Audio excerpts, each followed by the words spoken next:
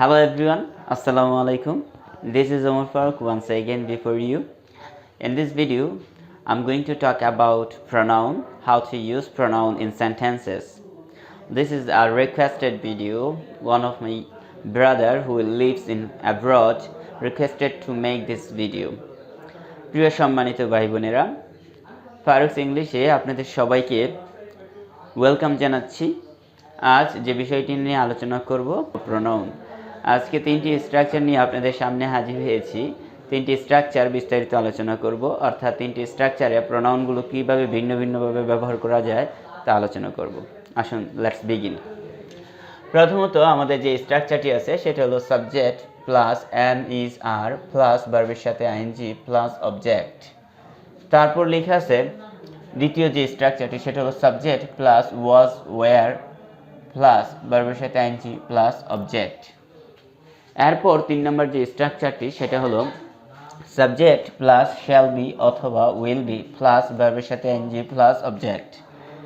প্রিয় সম্মানিত ভাই বোনেরা, আপনাদের বোঝানোর জন্য একই উদাহরণ আমি 3 বার লিখেছি, কিন্তু তিনটির অর্থই ভিন্ন ভিন্ন। আসুন উদাহরণগুলি আমি একবার পড়ে নেই। দেখেন এখানে লেখা আছে সে তাদের সাহায্য করতেছে। তারপর 2 নম্বর লিখেছি সে তাদের সাহায্য করতেছিল। 3 নম্বরে লিখেছি সে তাদের সাহায্য করতে থাকবে।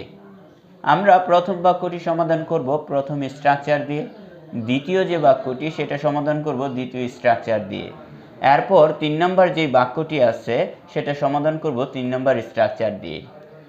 এবারে আমাদের প্রথম যে উদাহরণটি আছে সেই উদাহরণটি আমরা প্রথম স্ট্রাকচারের মাধ্যমে সমাধান করব।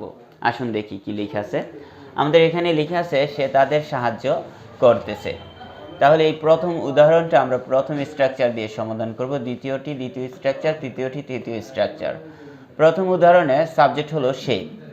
সে এর ইংলিশ হলো, আমরা প্রথমে যেহেতু সাবজেক্ট বসাতে হবে, আমাদের সাবজেক্ট সে এর ইংলিশ হলো হি। হি কিন্তু একটি প্রনাউন, সাবজেক্ট হিসেবে প্রনাউন বসলো হি। এরপর আমাদের বসাতে হবে am is are. Am is are এর সাথে আমাদের he third person singular number, আমরা জানি থার্ড পারসন সিঙ্গুলার নাম্বারের সাথে ইজ বসে। তাহলে এখানে হি এর সাথে কিন্তু আমাদের অটোমেটিক্যালি ইজটাই বসাতে হবে। আমরা বসালাম ইজ। এরপর আমাদের লিখতে হবে ভার্বের সাথে আইএনজি। এখানে ভার্ব হলো সাহায্য করা। সাহায্য করা ইংলিশ হলো হেল্প। এই হেল্প ভার্বটির সাথে আমাদের আইএনজি যুক্ত হবে, কারণ আমরা লিখেছি ভার্বের সাথে কি যুক্ত হবে?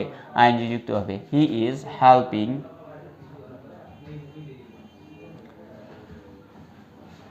হি ইজ হেল্পিং অর্থাৎ সে সাহায্য করতেছে। কাদেরকে? তাদেরকে, তাদের। He is helping them. Object হিসেবে আমাদের বসবে দেম। এরপর একইভাবে জাস্ট একটু পরিবর্তন করে আমরা ধারাবাহিকভাবে পরের উদাহরণগুলো সমাধান করে ফেলব। দেখেন দ্বিতীয় উদাহরণটি সে তাদের সাহায্য করতেছিল। আমরা দ্বিতীয় স্ট্রাকচার দিয়ে সমাধান করব। প্রথমত আমাদের বসাতে হবে সাবজেক্ট। এখানে সাবজেক্ট আমরা জানি কি হি, প্রোনাউন হিসেবে হি বসলো। এরপর আমাদের বসাতে হবে, যেহেতু আমাদের করতেছিল অতীতে, অতীতের ঘটনা, আমাদের ওয়াজ অথবা ওয়্যার বসাতে হবে। আমরা জানি হি থার্ড পারসন সিঙ্গুলার নাম্বার, এর সাথে বসে ওয়াজ, হি ওয়াজ। তারপর হেল্পিং, ভার্বের সাথে আইএনজি যুক্ত করতে হবে। এখানেও ING, helping, helping them, he was helping them. এরপর আমরা চলে যাব 3 নম্বর উদাহরণ। 3 নম্বর উদাহরণ আছে সে তাদের সাহায্য করতে থাকবে। প্রথমত আমাদের বসাতে হবে সাবজেক্ট। সাবজেক্ট সে। সে আমাদের ইংলিশ হলো হি। এর প্রোনাউন ফ্রম, আমরা কিন্তু প্রোনাউনটাই বসাচ্ছি এখানে, সাবজেক্ট হিসেবে বসাচ্ছি প্রোনাউন। কিভাবে প্রোনাউন সেন্টেন্সে ইউজ করা যায় নামের পরিবর্তে। তাহলে আমরা লিখলাম হি। হি এর সাথে আমরা বসাবো উইল বি। সাবজেক্টের পর আমরা উইল বি বসাবো, কারণ হি এর সাথে থার্ড পারসন সিঙ্গুলারের সাথে উইল বি বসে। He will be, he will be.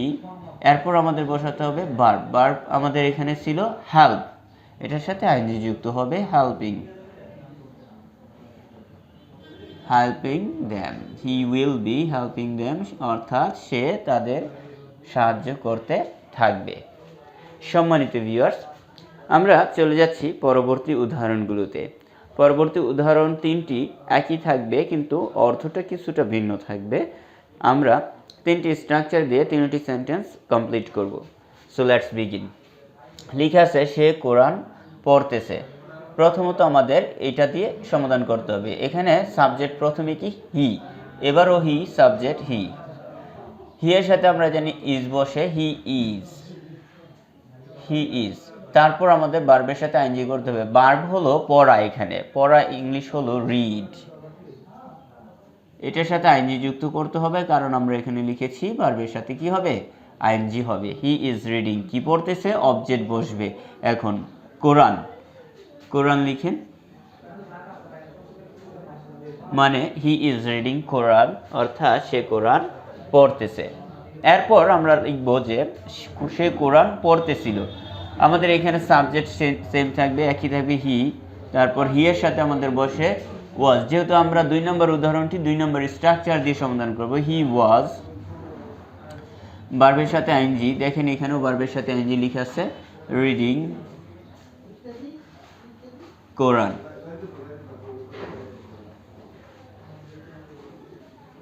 Quran, he was reading কোরআন। এরপরে আমরা যে উদাহরণটি লেখা আছে, এখানে লেখা আছে যে সে কোরআন পড়তে থাকবে। তো আমরা প্রথমত সাবজেক্ট বসাবো। আমাদের সাবজেক্ট হলো হি, লিখলাম। হি এর সাথে আমাদের বসে উইল বি, উইল বি লিখলাম। তারপর আমাদের ভার্বের সাথে আইএনজি করতে হবে।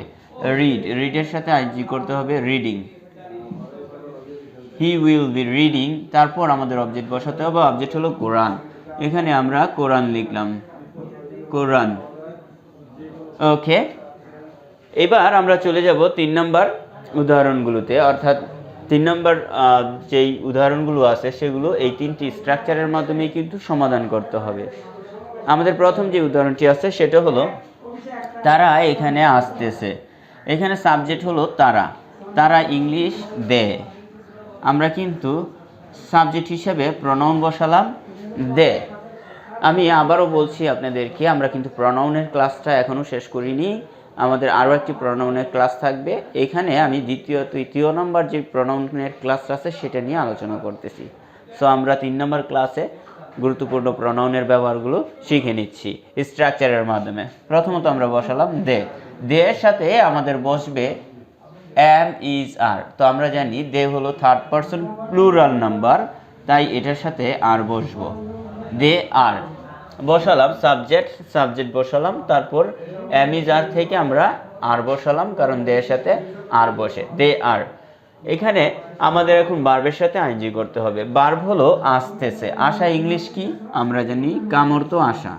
আমরা শিখে ফেলেছি ইতিমধ্যেই, তাহলে এটার সাথে আইএনজি হবে। They are coming. এখানে ইংলিশ হলো হিয়ার, তা আমরা বসালাম here, they are coming here. এরপরে লেখা আছে যে তারা এখানে আসতেছিল, তারা এখানে আসতেছিল। এর স্ট্রাকচার কিন্তু আমাদের 2 নম্বর, যেহেতু উদাহরণ 2 নম্বর স্ট্রাকচার দিয়ে সমাধান করতে হবে। তারা এখানে আসতেছিল, অতীতের একটি ঘটনা। আমাদের সাবজেক্ট কিন্তু একই থাকবে, তারা, এখানেও তারা। তারপর লিখলাম দে। এখন কিন্তু আমাদের 2 নম্বর উদাহরণটি 2 নম্বর স্ট্রাকচার দিয়ে লিখতে হবে। আমরা জানি দে এর সাথে ওয়ার বসে, কারণ দে হলো third person plural pronoun. So এটাকে আমাদের, এটার সাথে আমাদের বসাতে were, they were coming, they were coming here লিখলাম। এরপর চলে যাচ্ছি 3 নম্বর উদাহরণে। 3 নম্বর উদাহরণটি আছে তারা এখানে আসতে থাকবে। আমাদের সাবজেক্ট কিন্তু সেই আগেরটাই দে, অর্থাৎ সাবজেক্ট হিসেবে আমাদের প্রনাউন বসলো দে। তারপর দে এর সাথে আমাদের বসবে উইল বি। কি বসবে? Will be, will be. তারপর আমাদের বসাতে হবে ভার্বের সাথে আইএনজি। তো coming, they will be coming. Object হিসেবে আমাদের বসবে here, they will be coming here. সম্মানিত ভিউয়ার্স, সম্পূর্ণ স্ট্রাকচারগুলো আমি আলোচনা করলাম এবং প্রনাউনগুলোর ব্যবহার ডিটেলস এখানে জানিয়ে দিলাম। আমাদের আরও একটি স্ট্রাকচার আছে প্রনাউন নিয়ে, সো সেটা আপনারা নেক্সটে পেয়ে যাবেন। সে পর্যন্ত আপনারা আমার এই চ্যানেলটি সাবস্ক্রাইব করে রাখুন এবং সবসময় আমাকে সাপোর্ট করুন। আমাকে হেল্প করুন বিভিন্ন ইনফরমেশন দিয়ে যে আপনারা কী ধরনের ভিডিও চান, কিভাবে চান, কোন পদ্ধতিতে আপনাদের শেখালে আপনারা দ্রুত শিখতে পারবেন, এবং আমার এররগুলো আপনারা সলিউশন করে দিবেন যদি কোনো এরর থাকে, মিস্টেক থাকে। সো দেখা হবে আপনাদের সাথে পরবর্তী পর্বে। সে পর্যন্ত সবাই ভালো থাকুন, সুস্থ থাকুন, নিরাপদ থাকুন। ফারুকস ইংলিশের সাথেই থাকুন। Please subscribe my channel. By.